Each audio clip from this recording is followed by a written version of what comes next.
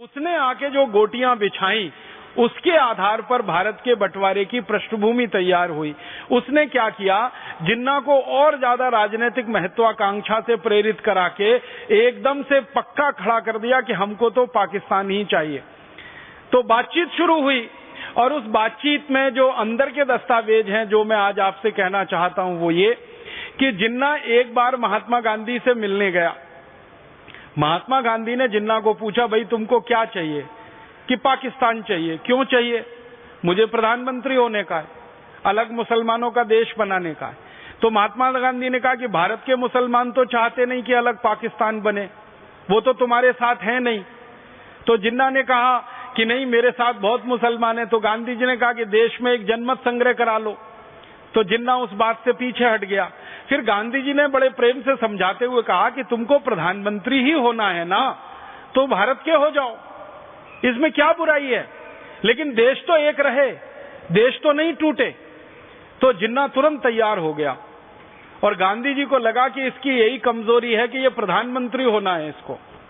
अब जिन्ना ने जब ये मान लिया कि मैं प्रधानमंत्री हो जाऊं तो उसने कहा फिर भारत नहीं बंटवारा मुझे करना, फिर भारत को नहीं तोड़ना, माने प्रधानमंत्री पद चाहिए। अब जिन्ना के सामने जो व्यक्ति थे प्रधानमंत्री पद के उम्मीदवार, वो थे पंडित जवाहरलाल नेहरू। और उन्होंने एक ऐसी कड़वी बात कह दी जिसमें सारे देश की दिशा बदल गई। मैंने आपसे कहा था, बहुत ध्यान से इस बात को सुनिएगा, कि थोड़े से किसी क्षण विशेष पर हम एक मामूली सी भूल करते हैं और वो देश के लिए पूरा इतिहास बदल देती है।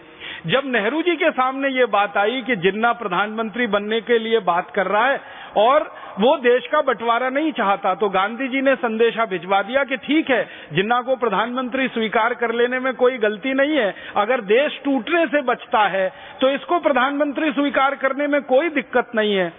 नेहरू जी ने एक बहुत कड़वा वाक्य कहा।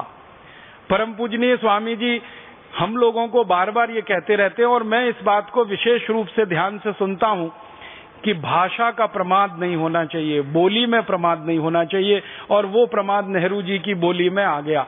नेहरू जी ने पब्लिक एक स्टेटमेंट कर दिया, पूरे देश की जनता के सामने उनका बयान आ गया कि मैं मोहम्मद अली जिन्ना को अपने कैबिनेट के मंत्रिमंडल के चपरासी के रूप में भी नहीं देख सकता। पंडित जवाहरलाल नेहरू ने यह कह दिया कि मैं मोहम्मद अली जिन्ना को अपने मंत्रिमंडल के चपरासी के रूप में भी नहीं देख सकता। माने सीधी सी बात है कि मैं उनको अपने मंत्रिमंडल का चपरासी नहीं बना सकता, प्रधानमंत्री बनाना तो बहुत दूर की बात है। और ये बात जिन्ना के दिल में तीर की तरह से चुभ गई और जिन्ना ने फिर कहा कि अब तो मैं पाकिस्तान बना के ही रहूंगा, चाहे जो हो जाए। और यही अंग्रेज चाहते थे। अंग्रेजों ने फिर उस मौके को लपक लिया और जिन्ना को थोड़ी और हवा दी और थोड़ा भड़का दिया और फिर उसने मारकाट शुरू करा दी। एक डायरेक्ट एक्शन प्लान शुरू हुआ था बंगाल में और जिन्ना के मुस्लिम लीग पार्टी के जो सदस्य हुआ करते थे उन्होंने तलवारें निकालकर हिंदुओं का कत्लेआम शुरू कर दिया था बंगाल में। और इस बयान के बाद सारी स्थिति और परिस्थिति बदल गई। महात्मा गांधी बहुत कोशिश करते रहे कि किसी तरह से बात बन जाए, लेकिन वो बात नहीं बनी और जिन्ना उसके बाद फिर माना नहीं और गांधी जी को मिलने भी नहीं आया। फिर उसने कहा कि पंडित जवाहरलाल नेहरू कहते हैं कि मैं उनके मंत्रिमंडल का चपरासी बनने लायक नहीं हूं, तब तो सवाल ही नहीं उठता, अब तो मैं नया देश बना के ही रखूंगा और उसका प्रधानमंत्री बन के दिखाऊंगा। अच्छा, जिन्ना का जो एक डॉक्टर था जो उसका इलाज करता था, उस डॉक्टर ने कोई सूचनाएं लोगों को भिजवाई थी और कांग्रेस के कई बड़े नेताओं को ये जानकारी दी थी कि ये जिन्ना ज्यादा दिन का मेहमान नहीं है, इसको बोन टीबी हो गई है, ये 2-4-6 महीने जिंदा रहेगा, उसके बाद मर जाएगा, इसको प्रधानमंत्री अगर बनाना है तो बन लेने दो, देश तो एक रहेगा, बंटवारा नहीं होगा।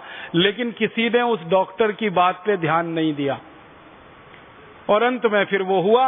अंग्रेज तो तैयार बैठे थे, तो अंग्रेजों ने अपनी संसद में एक कानून पास कर दिया जिसका नाम था इंडियन इंडिपेंडेंस एक्ट।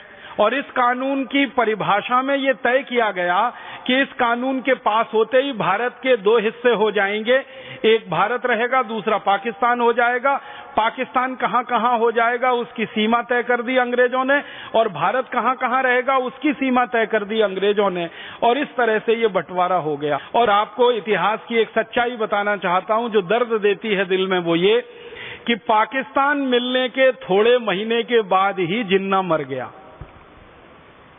सच में मर गया, और वो टीबी से मर गया, उसको बोन टीबी थी। तो बार बार उसके डॉक्टर की बात याद आती है कि उसका डॉक्टर ये कहा करता था कि ये 5-6 महीने का मेहमान है, इसको बन लेने दो प्रधानमंत्री, बाकी तो फिर पूरा देश हमारा ही है। लेकिन किसी ने उस डॉक्टर की बात को गंभीरता से नहीं लिया। अगर ले लिया होता तो भारत की ये ऐतिहासिक गलती हमसे नहीं हुई होती, और पाकिस्तान नाम का देश अलग नहीं हुआ होता, और ये भारत एक अखंड देश रहता। अब उसके बाद क्या हुआ कि जिन्ना तो मर गया, और मरने के बाद फिर पाकिस्तान का जो हाल हुआ वो आपकी आंखों के सामने है। उसमें मैं विस्तार में नहीं जाना चाहता, क्योंकि पाकिस्तान के आंतरिक मामले में मैं दखल नहीं देना चाहता। लेकिन जितना मामला भारत से जुड़ा हुआ है वो ये है। अब इस मामले का अंतिम जो वो निकला सच बन के सामने कि बंटवारा हुआ भारत पाकिस्तान, तो मुसलमानों को पाकिस्तान जाना है और हिंदुओं को पाकिस्तान से भारत आना है। बहुत सारे मुसलमानों ने पाकिस्तान जाने से मना कर दिया, और बहुत सारे हिंदुओं ने पाकिस्तान से भारत में आने को मना कर दिया। तो फिर मारकाट शुरू हुई, और सारी दुनिया का इतिहास इस बात का गवाह है कि एक देश के 2 टुकड़े हुए तो इतने लाख लोगों की मारकाट कभी किसी देश में नहीं हुई जो भारत में हुई।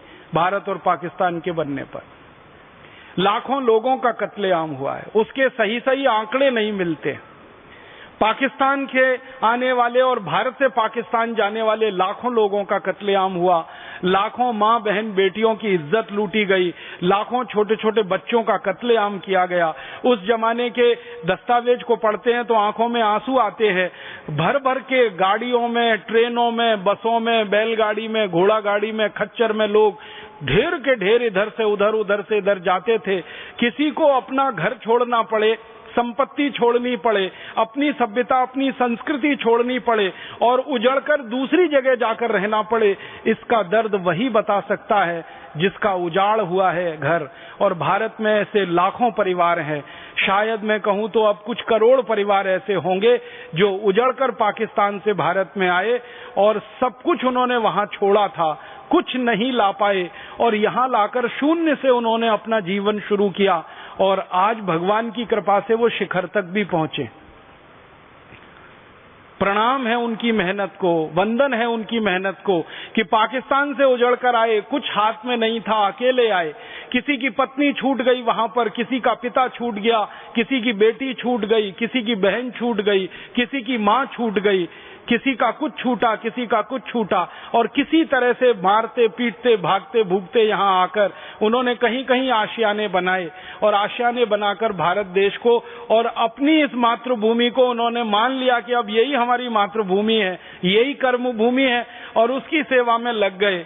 और भगवान ने भी उनको उनकी मेहनत का फल दिया कि आज वो काफी अच्छे व्यवस्थित हैं।